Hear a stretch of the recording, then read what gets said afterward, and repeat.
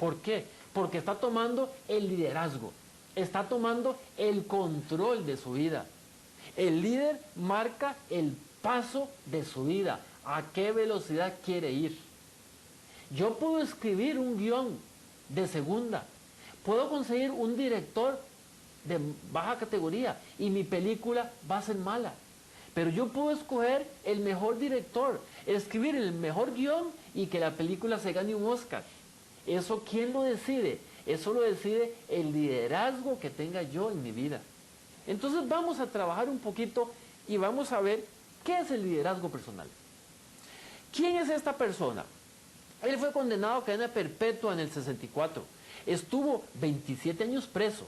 En 1985 se niega a ser liberado bajo la condición de traicionar sus ideales. Vea que sus valores eran tan importantes que su integridad no le permitió renunciar a ellos. La celda en que estuvo 27 años medía 2 por 3 metros. Apenas se le permitían 2 visitas al año. Y los lemas para superar eso, ¿cuáles fueron? Integridad, trabajo en equipo, confianza y fe y buen humor. Imagínense, buen humor y confianza, trabajo en equipo dentro de los reos, perfectamente. Ese hombre sabía lo que él quería. Ya, me imagino que ya adivinaron quién era.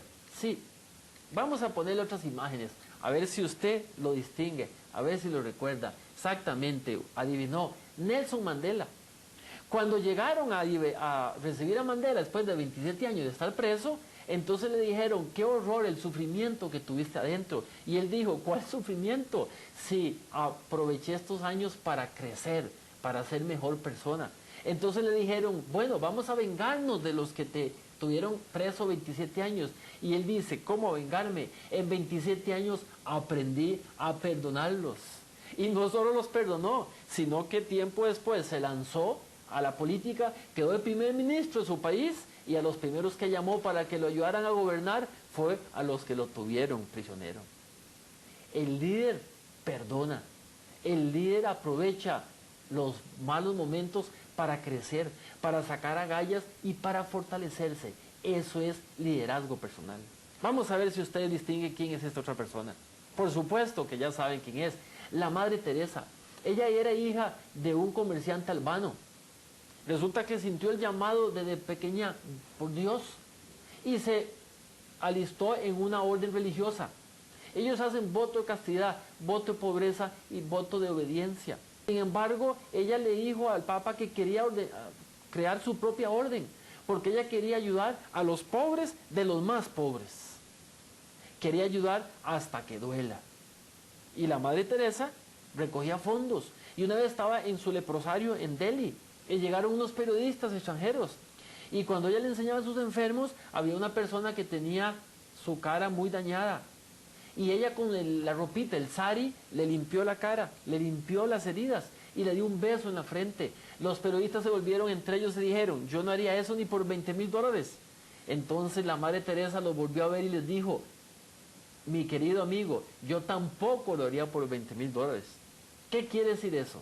El liderazgo personal, que las cosas buenas no tienen valor, que hay que dar hasta que duela, hay que servir, no es servilismo, es servir. Y esta otra persona, estoy seguro que también se acuerdan de él, por supuesto, el doctor Martin Luther King. Tuvo un sueño, el sueño de ser libre.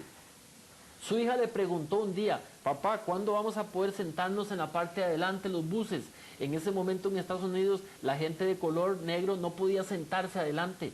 Y entonces él siguió pensando en eso y tuvo el sueño. Y se lo dijo a un grupo de personas, tuve el sueño de que gracias a Dios éramos libres.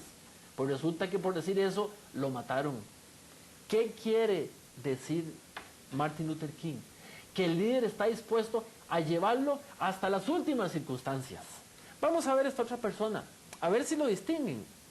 No es muy conocido entre nosotros, porque él era latinoamericano. Precisamente Simón Bolívar. Simón Bolívar fue uno de los guerreros más grandes que ha habido en la historia de la humanidad. Simón Bolívar, hijo de un acaudalado terrateniente en Venezuela. Sin embargo, él después de estudiar en Europa, en las mejores escuelas en España y de instruirse, volvió a América y decidió luchar para independizar e integrar. Y logró 6 naciones, liberó 6 naciones gracias a Bolívar. con un caballo que se llamaba Palomo, pasaba por los Andes hasta que logró una pulmonía y murió. ¿Qué quiere decir esto de Simón Bolívar?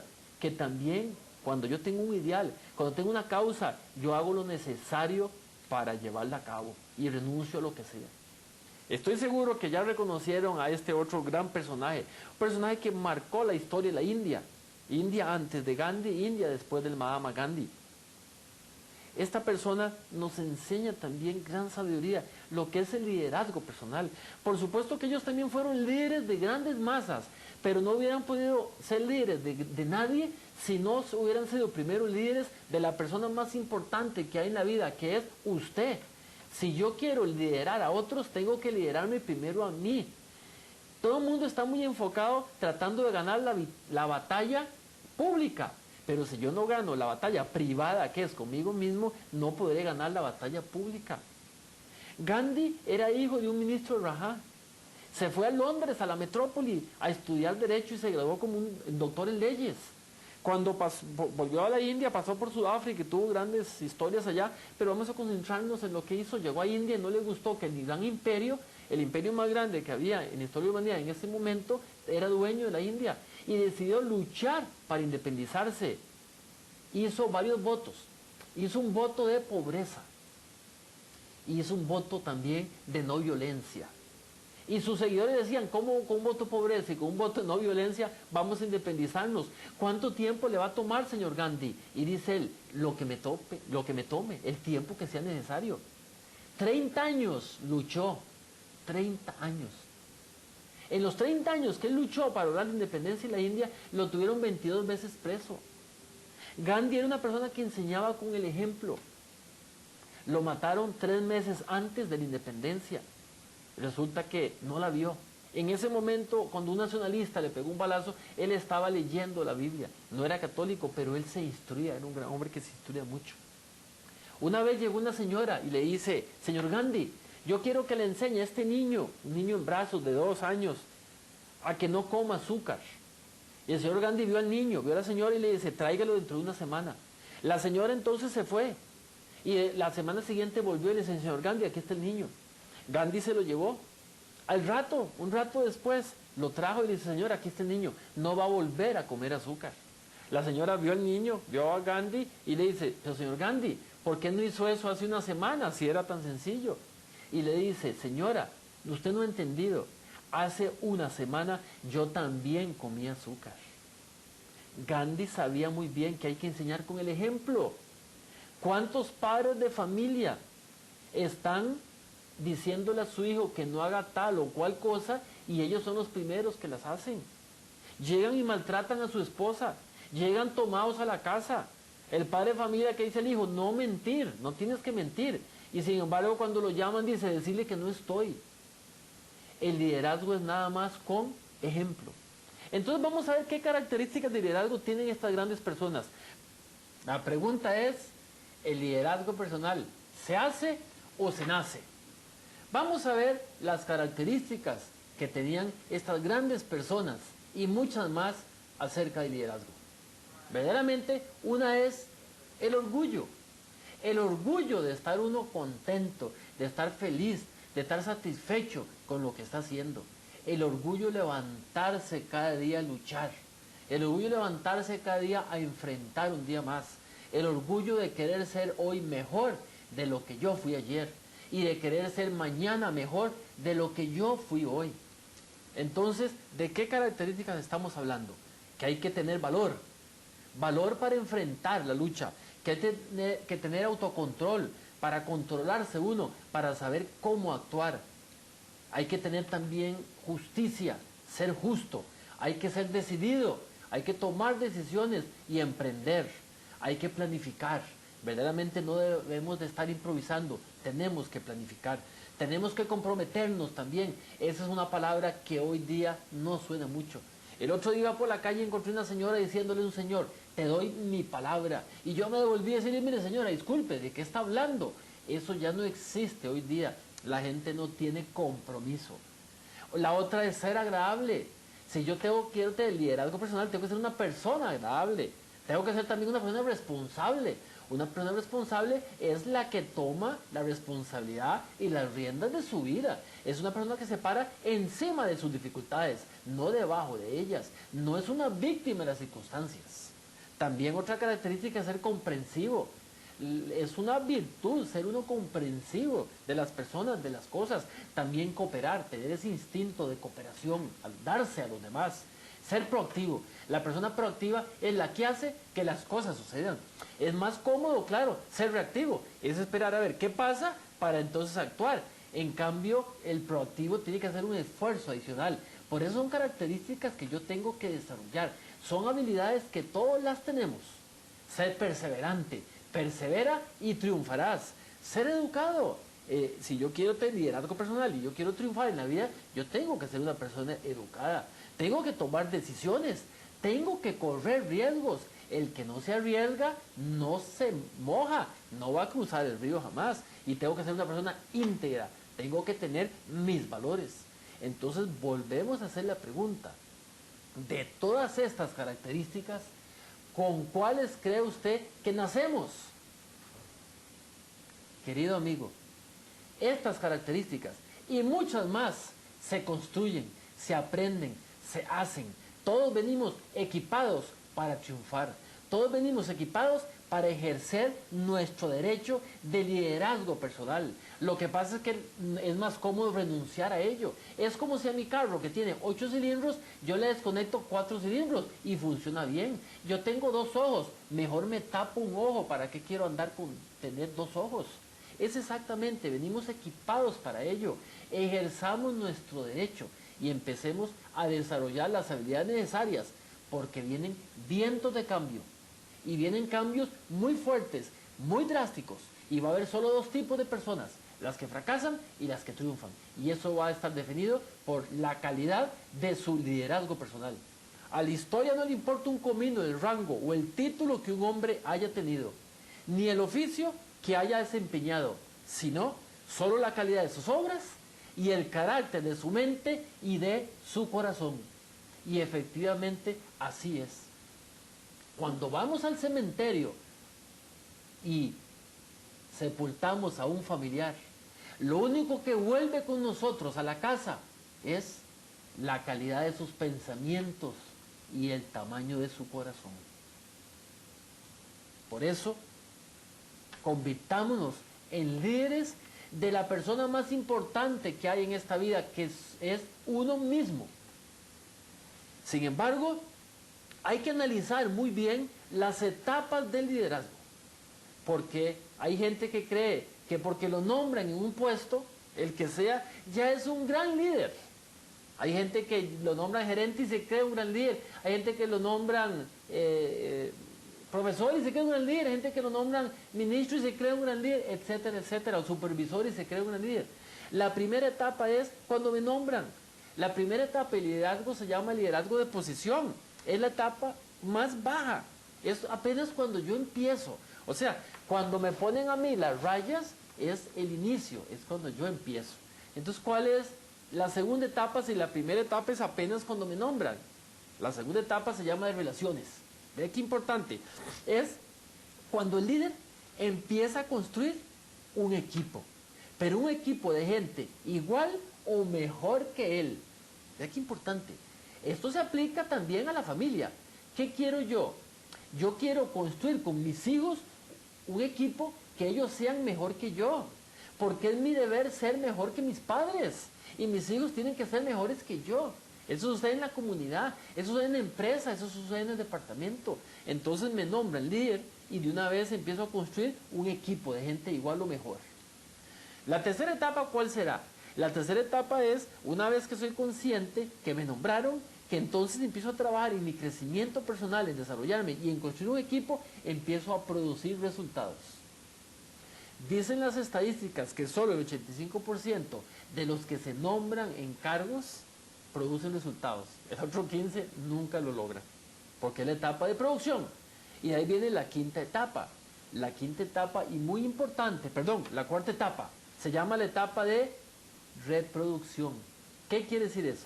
Es cuando el líder empieza a construir gente igual o mejor que él. Cuando ese equipo que él consiguió lo empieza a duplicar, lo empieza a imitar en otras personas. Y ya se puso difícil la cosa, porque solo el 5%, dicen las estadísticas, llega a la etapa de reproducción. Y porque es que la mayoría de los mal llamados líderes no se reproducen, porque creen que si alumbran y sacan a alguien de los que viene para atrás, le va a pasar. Entonces lo que hacen es que lo tapan, lo ocultan, lo majan. ¿Y sabe por qué? Por problemas de autoestima, por problemas de inmadurez emocional, por falta de creencia en sí mismo. Cuando un líder descubre que alguien viene y es igual de bueno, lo ayuda. Y si a esa persona le pasa, no importa. Quiere decir que cada vez estoy más cerca de llegar. Y la última etapa es la etapa de respeto. Esa es una etapa que se gana en toda una vida.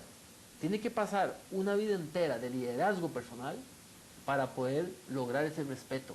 Es cuando esa persona, dicen, por aquí pasó. Es cuando esa persona trasciende, cuando esa persona deja una huella, cuando esa persona dejó de vivir para trabajar y se dedicó a trabajar para vivir. Cuando encontró un objetivo, cuando encontró una meta, cuando decidió hacer realidad sus sueños, es cuando es el líder maduro. Entonces, ¿qué es lo que pasa en una familia? ¿O qué es lo que pasa en un departamento? Inicialmente tenemos un líder en el centro y alrededor de él el grupo. Y el líder está muy marcado la diferencia entre él y el grupo. Ese es el equipo inicial. Pero como el equipo empieza a madurar gracias a que el líder los empieza a construir, entonces se forma un equipo de transición. ¿Qué es un equipo de transición? Cuando el líder ya no es el centro, sino que forma parte del grupo. Vea qué crecimiento, desprenderse él de su puesto y formar parte. Y entonces se convierte en un equipo experto. El equipo experto es cuando el líder se da cuenta que la gente, que el grupo ya está construido, que son tan buenos o mejores que él, y él empieza a apartarse hasta que llegamos al equipo maduro, en donde el líder ya es un líder de respeto y el equipo maduro por sí mismo ejerce el liderazgo. ¿Estaremos haciendo eso en nuestros hogares? ¿Estaremos construyendo a nuestros hijos que sean líderes para poder nosotros entregarles la estafeta y darles campo para que ellos sigan? ¿O estaremos siendo personas dominantes que nos creemos que somos insustituibles, que creemos que solo nosotros podemos hacer las cosas? ¿O estaremos construyendo seres humanos? Esa es la gran pregunta. Por eso, el primer jugador de béisbol llamado Jackie Robinson, él dijo: una vida no es significativa excepto por su impacto en otras vidas. ¿Qué quiere decir eso? Que éxito es pasar por la vida en forma ascendente. Pero si usted pasa por la vida en forma ascendente solo, usted estaba en una empresa muy pequeña. Éxito es pasar por la vida en forma ascendente, pero llevándose detrás de sí la mayor cantidad de gente posible. Por supuesto, a los que quieran, porque hay gente que no quiere irse, pero a los que quieran, usted se los lleva con usted. Eso se llama impactar, eso se llama influenciar, eso se llama dejar una huella. Pero yo tengo que cumplir un requisito, y este es el requisito ya final, antes de que terminemos esta charla de liderazgo personal. No podemos dejar sin hablar de visión de futuro. Visión de futuro es lo que me marca a mí hacia donde yo me dirijo. ¿En qué clase de persona me quiero convertir yo de hoy a 5 años? ¿Qué quiero ser? ¿Qué quiero hacer? ¿Y qué quiero tener? Vamos a hablar de visión de futuro y vamos a ver la visión de futuro que tenía el Mahatma Gandhi. Dice, abro comillas, no temeré a nadie en la tierra, temeré solo a Dios. No llevaré enfermedad a nadie, no me someteré a la injusticia de nadie. Conquistaré la mentira y la verdad. Y al resistir la mentira, acabaré con todo sufrimiento. Vea qué clase de visión de futuro. ¿Cuál es su visión? Empiece a escribirla. ¿Para qué está usted aquí? Nosotros no estamos de casualidad, estamos de causalidad. ¿Cuál es su objetivo de vida? ¿Cómo quiere que lo recuerden? ¿Como un líder? Entonces, ¿qué es un líder? Los verdaderos líderes surgen de todas las formas y tamaños y en todos los ámbitos de la vida, pero ellos tienen unas pocas cosas en común. ¿Cuáles son esas cosas? Nunca son tan grandes como para poder inclinarse para ayudar a otros. Nunca son tan grandes, tan sabios como para no recordar quién les enseñó. Nunca están tan bien dotados como para no compartir sus habilidades con los demás. Nunca son tan audaces como para no jugar de acuerdo con las reglas y vivir de acuerdo a la ley. Y nunca son tan grandes ganadores como para olvidar lo que se siente perder. Eso es liderazgo. Eso es liderazgo. Liderazgo es darse a los demás. Liderazgo es servir. Liderazgo es hacer relaciones. Liderazgo es mejorar la autoestima. Liderazgo es tener actitud mental positiva. No se conoce ningún ser humano que tenga actitud mental negativa. Liderazgo es tener metas, tener una visión de futuro, tener sueños. Liderazgo es saberse capaz de realizar cualquier objetivo que tenga uno. Liderazgo es llevarse a la mayor cantidad de gente posible detrás. Liderazgo es manejar su vida, la vida más importante y la de los suyos. Eso es liderazgo. Liderazgo es trascender. Queridos amigos, hay vientos de cambio. Estos vientos de cambio nos obligan a que tomemos el timón para que lleguemos donde queremos llegar. No dejemos que los vientos de cambio nos lleven donde ellos van.